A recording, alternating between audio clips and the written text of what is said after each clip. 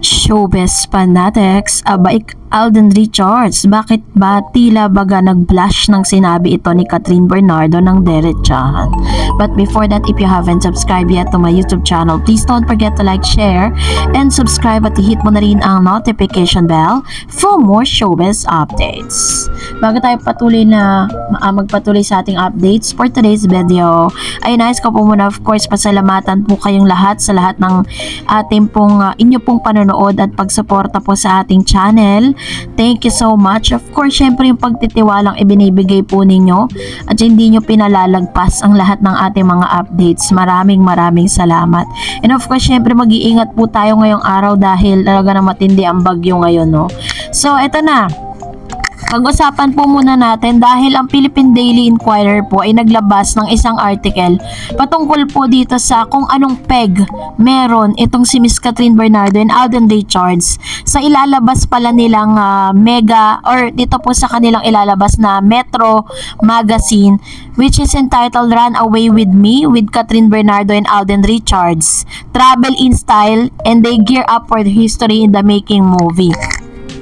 Catherine Bernardo and Alden Richards channel the typical CEO, Chief Executive Officer, and female lead in a drama in their latest magazine shoot. Catherine and Alden, also known as Kat Den, were the subject of Metro latest shoots. The two-star marked their second Metro cover following their 2019 cover for their first movie, Hello, Love, Goodbye. We reimagine them as Joy and Ethan, who are free from struggle, free to love, and free to go on a sweet escape together. Wherever the journey takes them, it's all about love and finding home in each other. Ito po yung ilan sa mga caption ng Metro Magazine sa kanilang Instagram post. The shoot show Kat Den causing up inside the bridal car as well as the executing a very popular K-drama escalator moment featuring the two leads. I think the question right now is hanggang saan mo ba kayang ipaglaban yung pagmamahal mo para sa ibang tao at pagmamahal mo para sa iyong sarili. Alden told Metro, ibang flavor siya, sabi niya, nina Joy and Ethan. Pag-isipan mo yung boy meets girl from Hello, Love, Goodbye and then fast forward to Hello, Love Again. Why again? Anong nangyari sa life nila pareho? When we change, people grow, right? And just like Joy and Ethan, for sure, tumanda sila and ang dami nilang natutunan ng ilang years na yon, sabi po ni Catherine.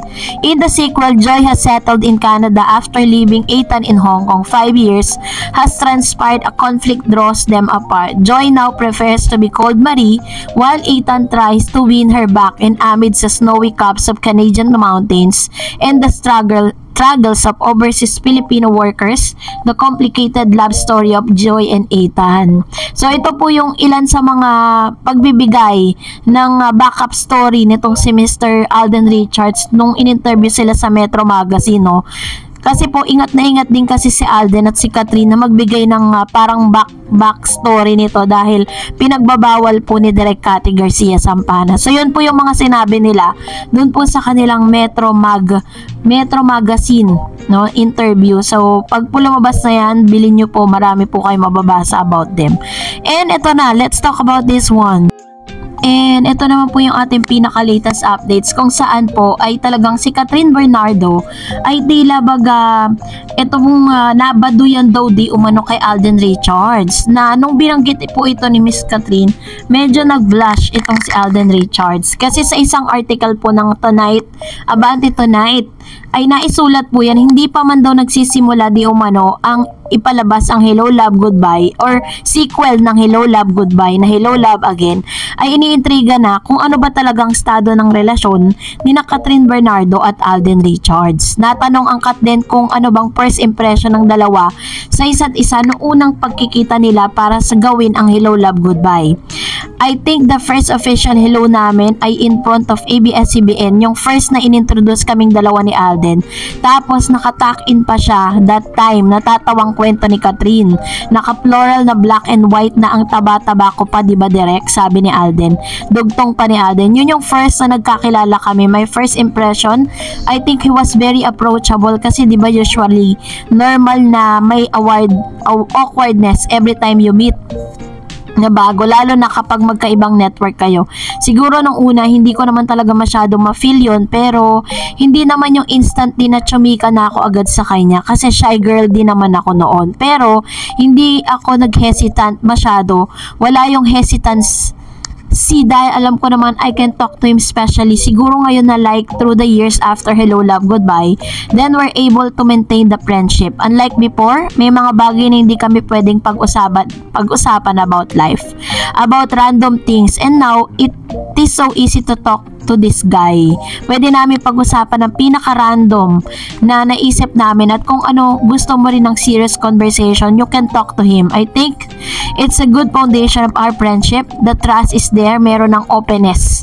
Ipapalabas na nga ang Hello Love Goodbye, Hello Love Again this coming November 13. So sinasabi po ng ilang mga article na parang hindi bet ni Miss Catherine Bernardo sa first impression pa lang dito kay Alden Richards, dahil nga daw dun sa kanyang itsura. Pero alam nyo po ba na after that, yung pinagsabihan siya ni Direk Cathy Garcia Sampana na ang taba-taba niya, kasi ganun po talaga magsalita si Direk, very direct to the point, 'di ba? And ang ginawa ni Alden Richards, talagang nagpapayat siya, nag-exercise, and then hanggang sa nakuha niya na po yung tamang katawan na talagang dapat meron siya, dahil nga phenomenal na rin siya that time Parang may pangalan na rin po siya sa industriya. And nakita natin talaga yung progress niya, 'di ba?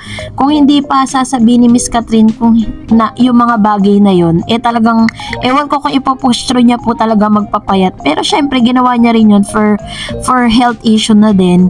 So kaya naman natuwa tayo dahil unti-unti na nga nilalabas si Catherine Bernardo and Alden Richards yung mga sikreto nila dati na hindi nila naikukwento sa publiko, katulad po ng sinasabi ni Miss Catherine na mas madali niya nang nakakausap at talagang pwede na silang mag-usap about life, about random things na dating hindi nila magawa. So, dahil dyan, narito naman ang ilan sa mga komento at reaction po ninyo patungkol naman sa ating latest updates. Magbasa tayo. Una na po dyan si Ma'am Teresita Mercurio. Sabi niya, good day Ma'am Dareds. Just asking kung how long ang screening ng Hello Love Again dyan sa Philippines, cause going home by December from Sweden. Thank you so much for your update and support for Katden. God bless you always and stay safe.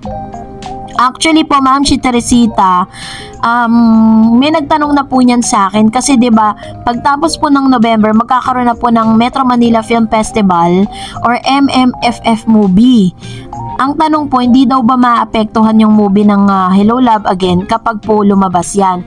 Sa akin kung pagkakaunawa, base po sa mga nabasa at nasagap natin patungkol dyan, as long as na ang movie kahit hanggang December, kahit hanggang Pasko, hanggang may nanonood, hindi po nila yan tatanggalin sa sa sinihan, sa mga cinema. Talagang nandun pa rin siya. Pero kapag kunyari on the third week, medyo wala na, pakonti na ng pakonti, ganun, as in wala nang nanonood, tinatanggal, pinupull out na sa mga SM Cinemas at sa lahat ng mga cinemas. So ganun po yun. So possible, kapag po yan ay talaga nagtuloy-tuloy hanggang December, meron pa rin po siya, hindi po siya mawawala. And also sabi ni Mr. Renato Sayan, para sa akin, wala namang aaminin sa Katden. Alam na ang sagot. Sa Calgary pa lang, alam ko na yan. Sa mga daming BTS, pinakita ng Yap Sister sa Metro Magazine. Sobrang saya. Kiligin ka na sa mapapanood mo Miss Dareds lahat. Ayan. Ako nakita ko po yung mga behind the scene videos.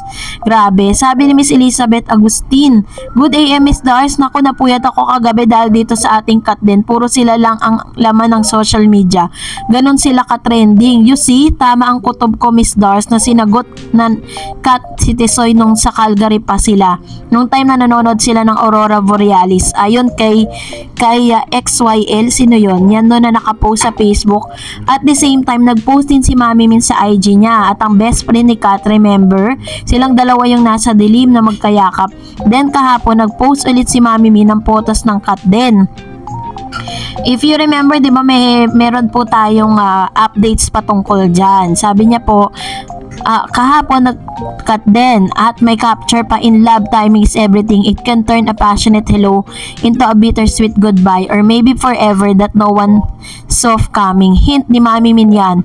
Napakasaya ko, natulog after makita ko na yan. Anyway, thanks again Miss Stars. God bless. Ayan nga, kasi nga unti-unti nga si Mami Min nga pa ang parang nagiging tulay para po talagang mabigyan talaga ng konkretong sagot, 'di ba? Patungkol sa Kat din. Sabi ni Miss Rexa lagi, "Hello Miss Dars, blessed good day. In my point of view, Miss Darcy na kailangan patunayan ng Kat din ang relationship nila. Klaro naman 100% body language sila nagsasabi ng mga bashers lang na di ma-accept basta Kat din lang matured na sila. Lalo na sinabi na ni Alden na Catherine is ideal women in all aspect. Winner na tayo dyan. God bless everyone." True. 'Di ba?